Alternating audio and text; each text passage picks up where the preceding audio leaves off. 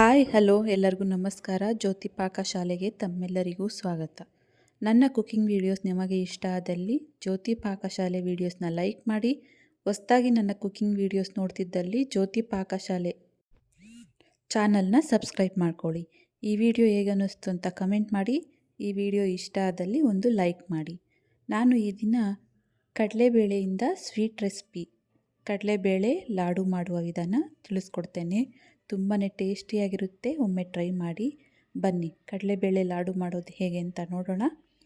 ನಾನಿಲ್ಲಿ 1 ಕಪ್ಪಷ್ಟು ಕಡಲೆಬೇಳೆನ ತಗೊಂಡಿದ್ದೇನೆ. ಬಟ್ಲಿಗೆ ಹಾಕ್ಕೊಂಡು ಅದನ್ನು ಒಂದು ಸರಿ ವಾಶ್ ಮಾಡ್ಕೊಳ್ತೇನೆ. ನೋಡಿ, ಒಂದು ಸರಿ ವಾಶ್ ಬಂದಿದ್ದೇನೆ. ಇದಕ್ಕೆ ನೀರು ಹಾಕಿ 4 ಗಂಟೆನಾದರೂ ಇವನ್ನ ನೆನೆಸಿಕೊಳ್ಬೇಕು. ಬೇಳೆ 4 ಗಂಟೆ ನೆನೆಯಲೇಬೇಕು. ನೋಡಿ, ನಾನು 4 ಗಂಟೆ ಬೇಳೆನ ನೆನೆಸ್ಕೊಂಡಿದ್ದೆ. ಇವನ್ನ ನಾನು ಒಂದು ಅರ್ಧದಷ್ಟು ಮಿಕ್ಸಿ ಜಾರಿಗೆ ಹಾಕ್ಕೊಳ್ತೇನೆ.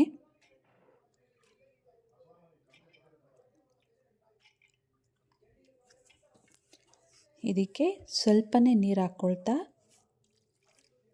ನುಣ್ಣಗೆ ಇದನ್ನು ರುಬ್ಕೊಳ್ಬೇಕು. ನೋಡಿ, ಈ ರೀತಿ ರುಬ್ಕೊಳ್ಬೇಕು.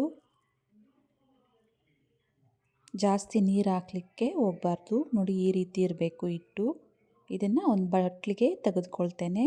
ಮಿಕ್ಕಿರುವಂಥ ಬೇಳೆನ ಮಿಕ್ಸಿ ಜಾರಿಗೆ ಹಾಕ್ಕೊಂಡು ಸ್ವಲ್ಪ ನೀರು ಹಾಕ್ಕೊಂಡು ಅದಕ್ಕೆ ನುಣ್ಣಗೆ ರುಬ್ಕೊಳ್ತೇನೆ. ನೋಡಿ, ರುಬ್ಕೊಂಡಿದ್ದಾಗಿದೆ. ಅದನ್ನು ಅದೇ ಬಟ್ಲಿಗೆ ತೆಗೆದುಕೊಳ್ತೇನೆ. ಇದಕ್ಕೆ ಉಪ್ಪು ಏನು ಹಾಕೋದು ಬೇಡ. ಹಾಗೆಯೇ ನಾನು ಇಲ್ಲಿ ಗ್ಯಾಸ್ ಮೇಲೆ ಎಣ್ಣೆ ಕಾಯಲಿಕ್ಕೆ ಇಕ್ಕಿದ್ದೆ. ಹಿಟ್ಟನ್ನು ತಗೊಂಡು ಈ ರೀತಿ ವಡೆ ಥರ ತಟ್ಟಿ ಎಣ್ಣೆಗೆ ಬಿಟ್ಕೋಬೇಕು. ನಾನಿಲ್ಲಿ ಹಿಟ್ಟಿಗೆ ಉಪ್ಪು ಸೋಡಾ ಏನೂ ಹಾಕಿಲ್ಲ. ಹಾಗೆಯೇ ಈ ರೀತಿ ಬೋಂಡಾ ರೀತಿ ಎಣ್ಣೆಯಲ್ಲಿ ಫ್ರೈ ಮಾಡ್ಕೊಳ್ತಾ ಇದ್ದೇನೆ. ಕಡಾಯಿಗೆ ಎಷ್ಟು ಹಿಡಿಸುತ್ತೋ ಅಷ್ಟು ಈ ರೀತಿ ವಡೆ ಥರ ಹಾಕ್ಕೊಳ್ಬೇಕು.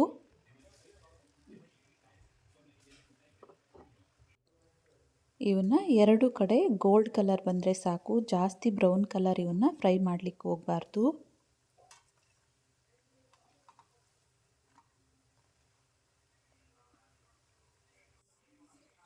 ನೋಡಿ, ಇವು ಫ್ರೈ ಆಗಿದ್ದಾವಲ್ಲ, ಅಷ್ಟು ಫ್ರೈ ಆದರೆ ಸಾಕು. ಇವನ್ನ ಪ್ಲೇಟ್ಗೆ ತೆಗೆದುಕೊಳ್ತೇನೆ.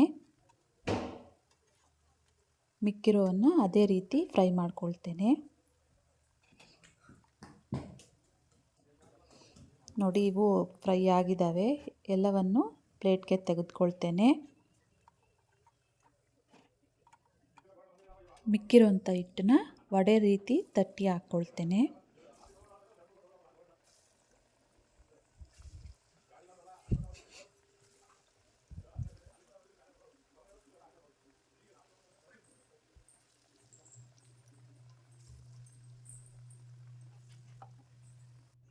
ಇವೂ ಗೋಲ್ಡ್ ಕಲರ್ ಬಂದರೆ ಸಾಕು. ಪ್ಲೇಟ್ಗೆ ತೆಗೆದುಕೊಳ್ತೇನೆ.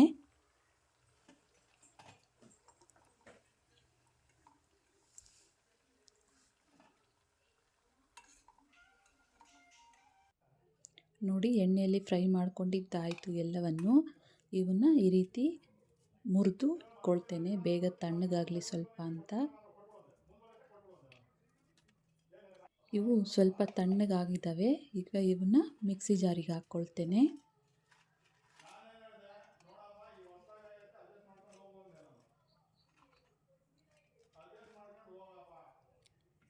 ಇವನ್ನ ತರಿಯಾಗಿ ರುಬ್ಕೊಳ್ಬೇಕು. ನೋಡಿ, ಈ ರೀತಿ ತರಿಯಾಗಿ ಇರಬೇಕು. ಇದನ್ನು ಒಂದು ಬಟ್ಲಿಗೆ ತೆಗೆದುಕೊಳ್ತೇನೆ. ಮಿಕ್ಕಿರೋ ವಡೆನೂ ಇದೇ ರೀತಿ ಮಿಕ್ಸಿಗೆ ಹಾಕ್ಕೊಳ್ಬೇಕು. ಇದನ್ನು ತರಿಯಾಗಿ ರುಬ್ಕೊಳ್ಬೇಕು. ನೋಡಿ, ಈ ರೀತಿ ರುಬ್ಕೊಳ್ಬೇಕು. ನಾನು ಇದನ್ನು ಅದೇ ಬಟ್ಲಿಗೆ ತೆಗೆದುಕೊಳ್ತೇನೆ.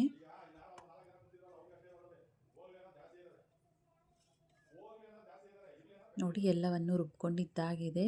ಈಗ ಸಕ್ಕರೆ ಪಾಕ ಮಾಡ್ಕೊಳ್ಳಿಕ್ಕೆ ನಾನಿಲ್ಲಿ ಗ್ಯಾಸ್ ಮೇಲೆ ದೊಡ್ಡದು ಕಡಾಯಿ ಇಕ್ಕಿ ಗ್ಯಾಸ್ ಹಚ್ಕೊಳ್ತೇನೆ. ನಾನಿಲ್ಲಿ 1 ಕಪ್ ಕಡಲೆಬೇಳೆಗೆ 3/4 ಕಪ್ಪಷ್ಟು ಸಕ್ಕರೆನ ಯೂಸ್ ಮಾಡ್ಕೊಳ್ತಾ ಇದ್ದೇನೆ. ನೀವು ಸ್ವೀಟ್ ಜಾಸ್ತಿ ತಿಂತೀವಿ ಅನ್ನೋ ಹಾಗಿದ್ರೆ 1 ಕಪ್ ಫುಲ್ಲು ಸಕ್ಕರೆನ ಹಾಕ್ಕೊಳ್ಬೋದು. ಅದಕ್ಕೆ ನಾನಿಲ್ಲಿ 3/4 ಕಪ್ಪಷ್ಟು ನೀರನ್ನ ಸೇರಿಸ್ಕೊಳ್ತಾ ಇದ್ದೇನೆ. ಸಕ್ಕರೆನ ಕರಗಿಸ್ಕೊಳ್ಬೇಕು.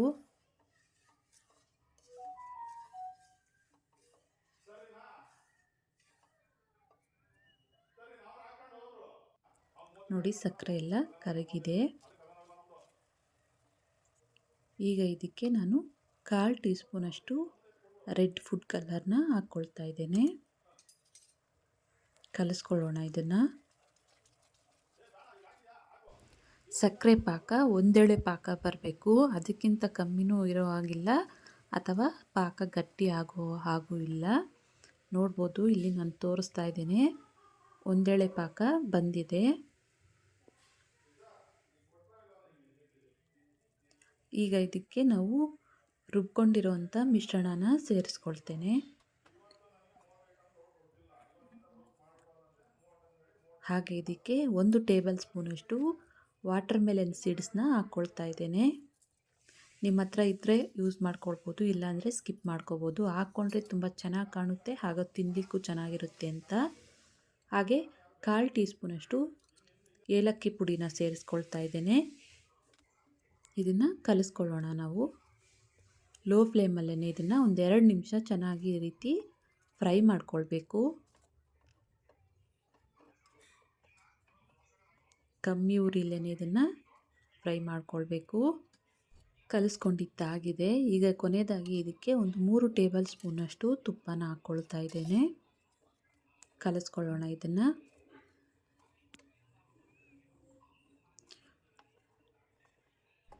ಎರಡು ನಿಮಿಷಗಳ ಕಾಲ ಇದನ್ನು ಚೆನ್ನಾಗಿ ಲೋ ಫ್ಲೇಮಲ್ಲೇ ಫ್ರೈ ಮಾಡ್ಕೊಳ್ಬೇಕು.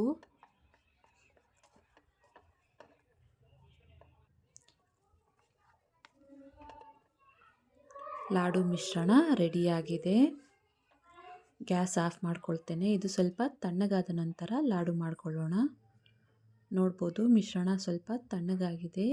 ನಿಮಗೆ ಯಾವ ಸೈಜ್ ಲಾಡು ಬೇಕು ಅಂತ ನೋಡಿಕೊಂಡು ಆ ಸೈಜ್ಗೆ ಈ ರೀತಿ ಲಾಡುನ ಮಾಡ್ಕೊಳ್ಬೋದು. ಈಗ ನೋಡಿ ಲಾಡು ಎಷ್ಟು ಚೆನ್ನಾಗಿ ಬಂದಿದೆ ಅಂತ. ಅದೇ ರೀತಿ ಎಲ್ಲವನ್ನು ನಾನು ಲಾಡು ಮಾಡ್ಕೊಳ್ತೇನೆ.